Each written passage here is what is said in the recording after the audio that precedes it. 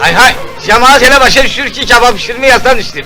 Bu sizin işi kertok sormak değil ha. Çıxardın Nəcib bugün! Bilmirsiniz ay kızlar, kebap ile gelip de kebap! Her yerde aşk eliyor da baş! Ağam kebap için bu etten doğramak lazımdır. Bu ne famazordu, vay vay vay bunu kaşırışım ki. Yenirsen, kırda doğra, kırda. Ne pişirirsen? Doğurma! Ha, yaxşıdır. Zəfəran yaddan çıxmasın. Ha, bəh. Nazik. Sizin kolxozda məşhur bir pambıqçı da var. O Şevket Qurbanıvadır. Biz öz hediyemizi ona təqdim edirik. Yavaş Aşkəli, əliyağa dola! Selmin at, hediye verirler, gel dalımıza, gel! Hediye?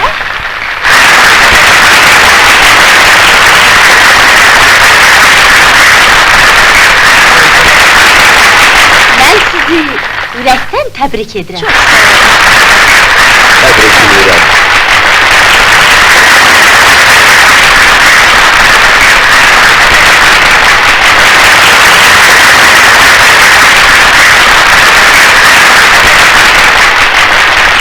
Bu paltar size çok yakşı yaraşır. Laf özbeye okşuyorsunuz. Bu ne plovdu? Plov pişirmeyi de bacarmışsın. Yağ getir. Ne? Yağ getir. Yaxşı. Növbəti hediyemizi pambıq ustası Böyük Kişi Rəhimova veririk.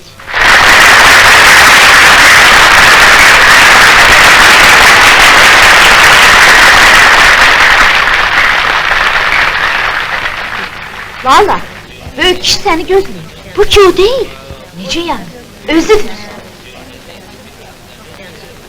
Təbrik edirəm. Sizə müvəffəqiyyətlər arzu edir.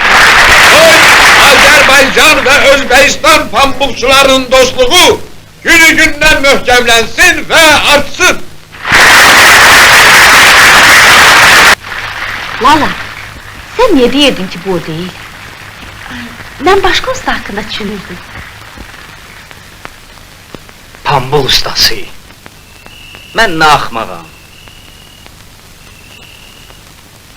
Kamil, burada neye dayanmışsan gerek yura. Hamı şenlenir. İstemirsen? Yaxşı gitmeyek. Mən nə hayda, sən nə hayda.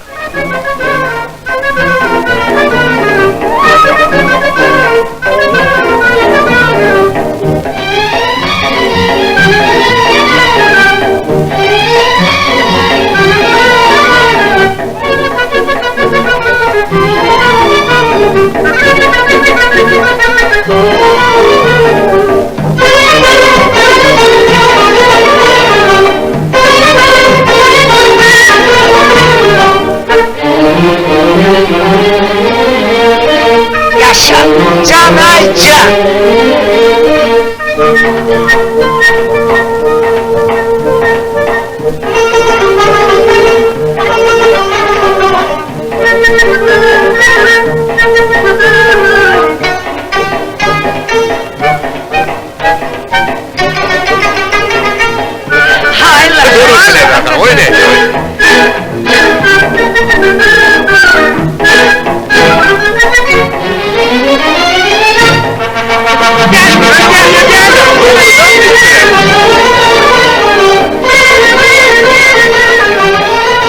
Ne güzel oynuyor. Çok yaxşı oldu. Bir gelip bana çok istedim, biraz hamleye çağır. Gidelim.